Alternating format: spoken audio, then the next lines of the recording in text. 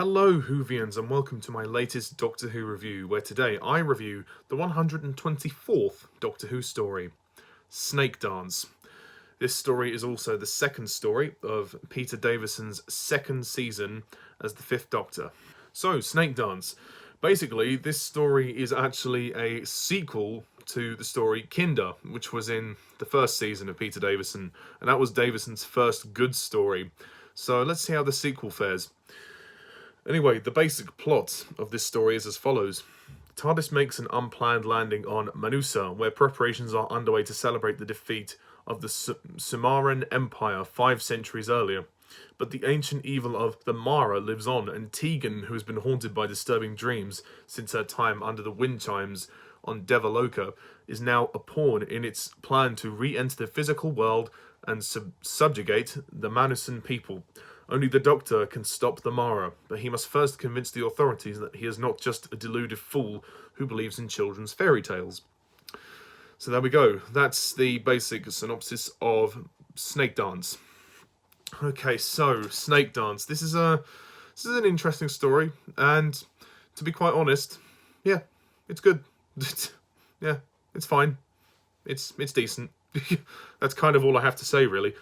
There's not going to be a huge amount to talk about with this one because I found myself not really finding that many interesting things to talk about. I guess the main thing I can say are the performances. I think Janet Fielding deserves a massive shout out in this one. She has proven that she is a fantastic actress, and when she plays Tegan being possessed by the Mara, she seems to just really go for it. And in both Kinder and this, we really see the true talent that she has, and I think she's really good in this story. She is absolutely fantastic, and I applaud her. I absolutely applaud her. I think this is her best performance yet. Really that good, and she makes the story really creepy. There are some very creepy moments in this story. So there's quite a few horror elements, and it was actually quite sad to see Tegan at the very end of the story break down after she finally was free of the Mara, because this has been tormenting her for quite a long time,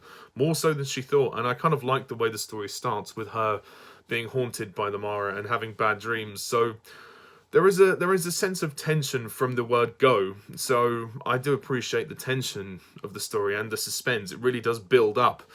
And you really do feel sorry for Tegan.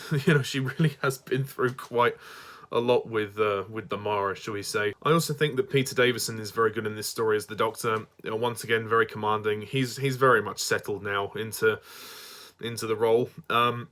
Again, like before, I'm still never going to be his biggest fan. I don't think the Fifth Doctor is amazing, and I do appreciate that Peter Davison is trying, even though I'm never going to be his biggest fan.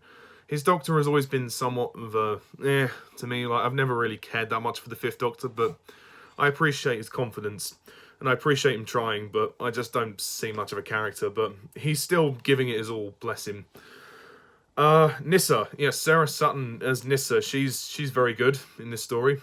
She's pretty much the main central companion in this story, because Tegan is being all possessed, so Sarah Sutton takes quite a pivotal role. I don't like her costume in this story. I don't think it suits her, but that's just a very small nitpick.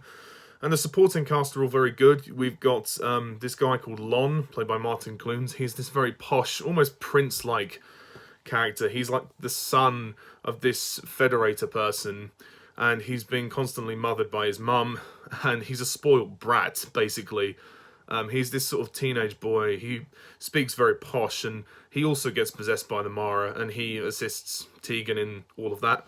And he turns out to be kind of a nasty piece of work as well. He's not very nice to the people that serve him, but his mother certainly pampers him a bit too much. But yeah, as an actor, his performance was very good. You may know Martin Clunes from Doc Martin. I believe he's done that in the future. So he went on to become a good actor. I don't know what he's done after that, but that's all I know him from. But it's nice to see him in here, right? And it came as a real surprise, I must say, to see him here. His mother, Tanha, is played by Colette O'Neill. She's very good as well. And there's this other guy called Chella, who is I think he's kind of a servant of Lon, or he's a guard, or he's some kind of servant, and he sides with the Doctor and Nyssa because he actually believes what the Doctor is saying about the Mara.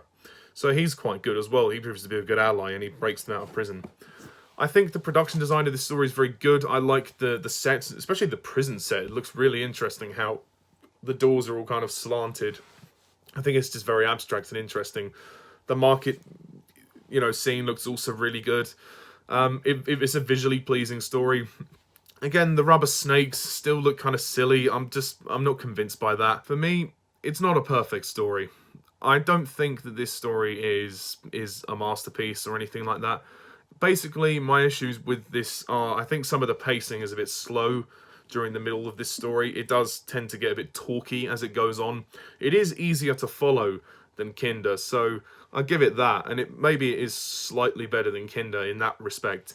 However, I do feel like this is basically a rehash of Kinder. There's not much else. It's kind of the same. It's more of the same rather than more. It doesn't do anything that much more inventive. It does almost the same thing as Kinder did with possessing Tegan and going through all of that. So I did feel a lot of this was kind of just retreading. But I could enjoy this story as a fun romp. It's harmless, It's not a classic, but I certainly thought it was better than Arse of Infinity, so I'll give it that.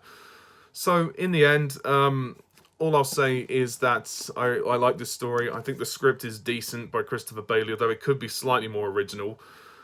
Directed by Fiona Cummings. She did a good job, although I think the pacing could have been tighter. So overall, I'm going to score Snakedance a 7 out of 10.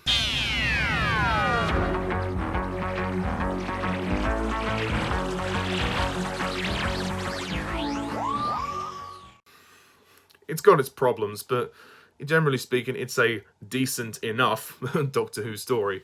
So that's my review of Snakedance. What do you think of this story? Please comment down below, let me know. And stay tuned next time when I review Mordrin Undead. So until then, I'm Mr. TARDIS11. See you soon. Bye for now.